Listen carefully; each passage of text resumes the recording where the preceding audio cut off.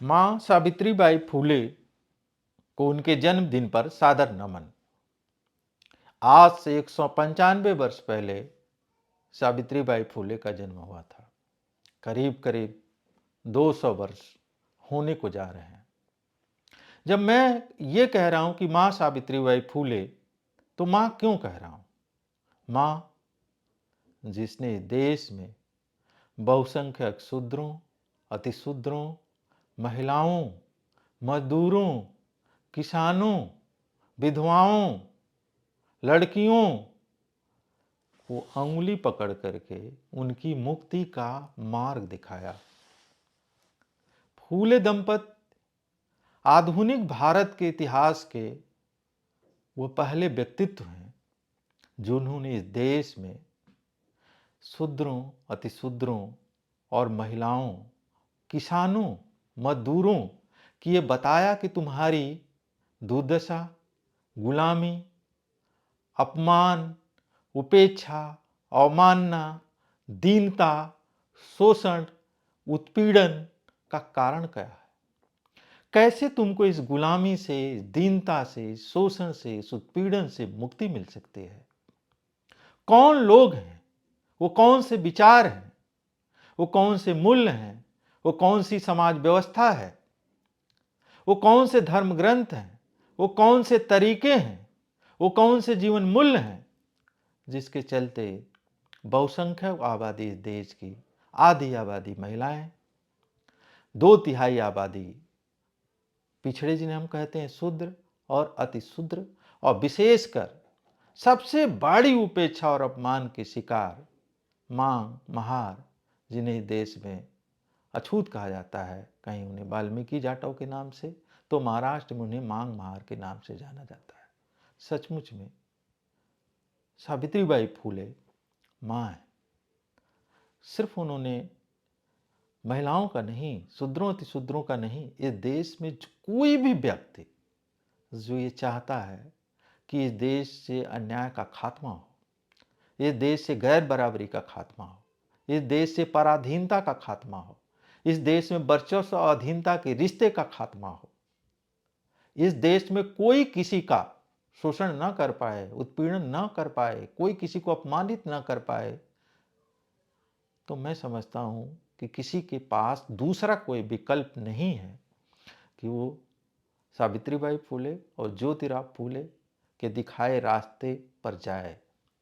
जो इनका लेखन है, जो उनका चिंतन है, उससे रूबरू हो, जो उन्होंने एजेंडा प्रस्तुत किया उससे परिचित हो, और संघर्ष का जो उन्होंने रास्ता चुना उस रास्ते को जाने, और उस रास्ते के लिए जो कुर्बानी उन्होंने दी उस कुर्बानी को समझे।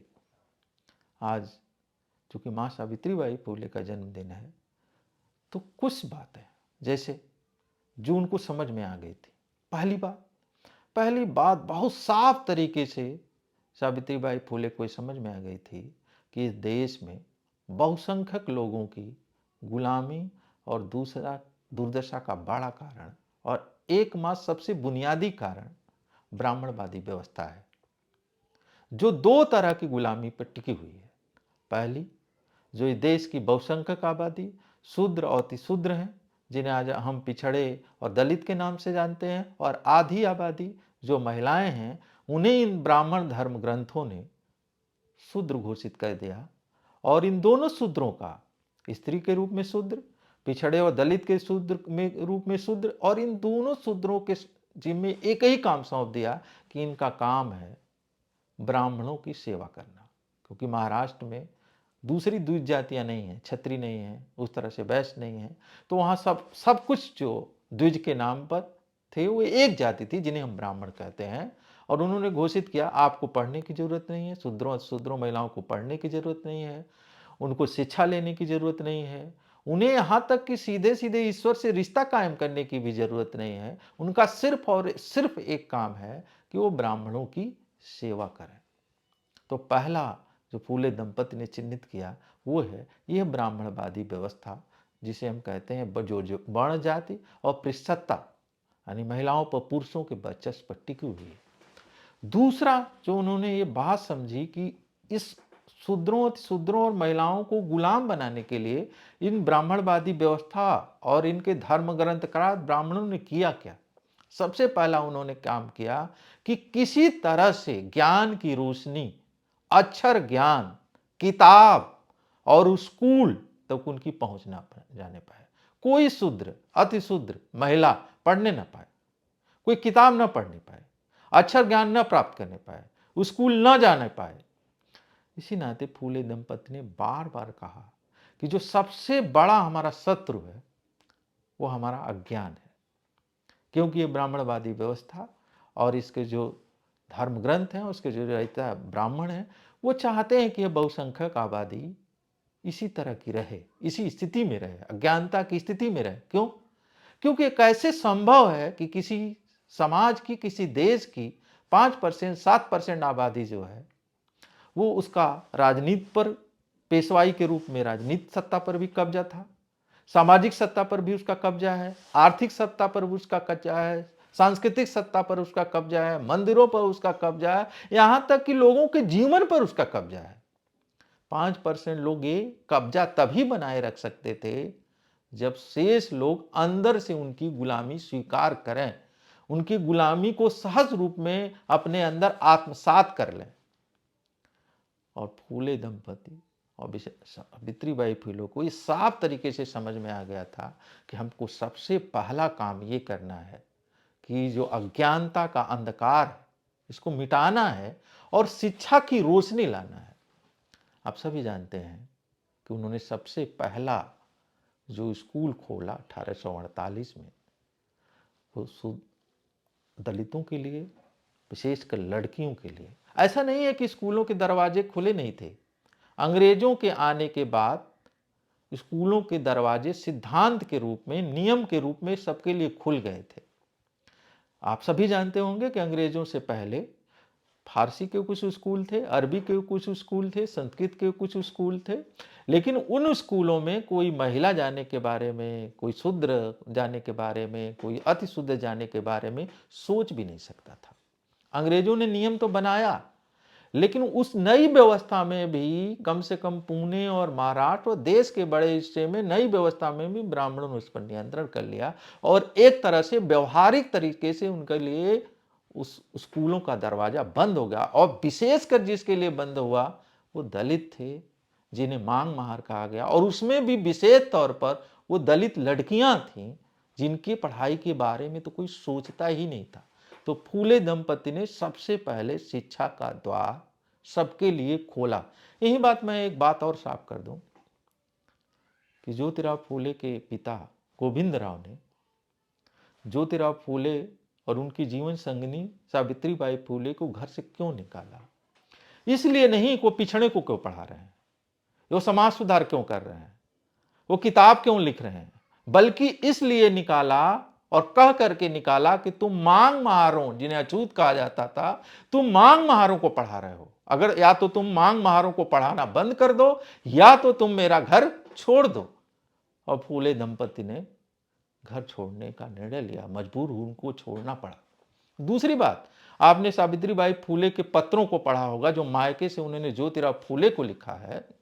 उसमें साफ साफ लिखते हैं कि जो उनका भाई है सावित्रीबाई फूले को, वो जो बुरा भला कहता है ज्योतिराव फूले को, वो एक ही बात के लिए कहता है कि वो मांग महारों से क्यों सटता है, कि वो मांग महारों को क्यों पढ़ाते हैं। उनके अन्य कामों से उसको कोई विरोध नहीं है, बस अछूतों के साथ जो पढ़ाने का काम, उनके साथ उठने बैठने का काम, उनके साथ पानी पिलाने का काम जो कर रहे हैं, इससे उसका विरोध है। तो फूले दंपति ने जो सबसे ज्यादा आक्रोश अपने समुदाय, पिछड़ों के लोगों का, अपने परिवार का भी जो झेला, ब्राह्मणों का तो झेला ही, वो झेला इस नाते कि उन्होंने मांग महारों के लिए शिक्षा का द्वार, बराबरी का द्वार खोल दिया। दूसरी बात जो फूले दंपति को समझ में आई कि अगर इस देश के अंदर महिलाएं नहीं आजाद होती हैं, उनकी गुलामी का खात्मा नहीं होता है, स्त्री पुरुष के बीच समता नहीं आता है, तो ये ब्राह्मणवादी जो व्यवस्था है, जो ये वर्ण जाति की व्यवस्था है, जो असमानता की व्यवस्था है, ये टूटेगी नहीं। और आप सभी जानते होंगे कि फूले दंपति ने इसके लिए क्या क्या किया। जैसे विधवा ब्राह्मणियों के लिए बाल हत्या प्रतिबंधक गई, विवाह की नई पद्धति जिसमें दो प्रेम करने वाले, दूसरे को पसंद करने वाले स्वतंत्रता से शादी कर सकते हैं, जिसे सत्यशोधक विवाह पद्धति कहते हैं। उन्होंने इसके साथ ही क्या किया कि महिलाओं के लिए अलग से बहुत कई सारे स्कूल खोले, इसकी हम लोग चर्चा कर चुके हैं।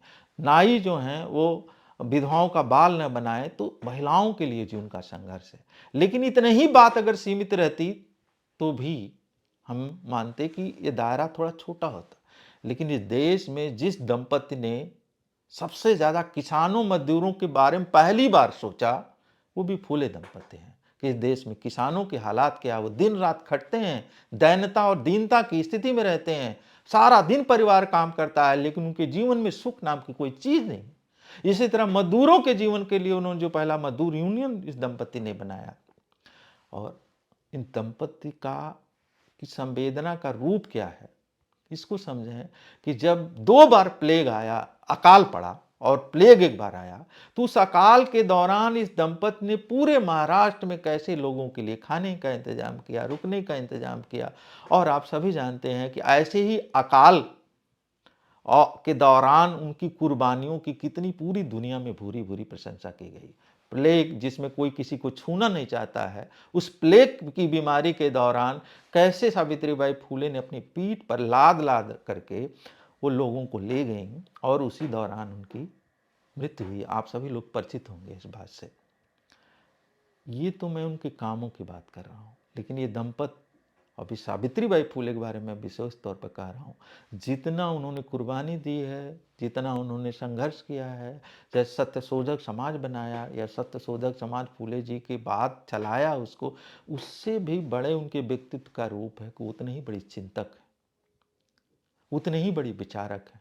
आप उनके चिंतक और विचारक रूप से कोई भी परिचित होना चाहे तो उनके जो 2 काव्य संग्रह हैं, पहला काव्य फूले, बाद में वामन कसी, उन कविताओं को पढ़ना चाहिए।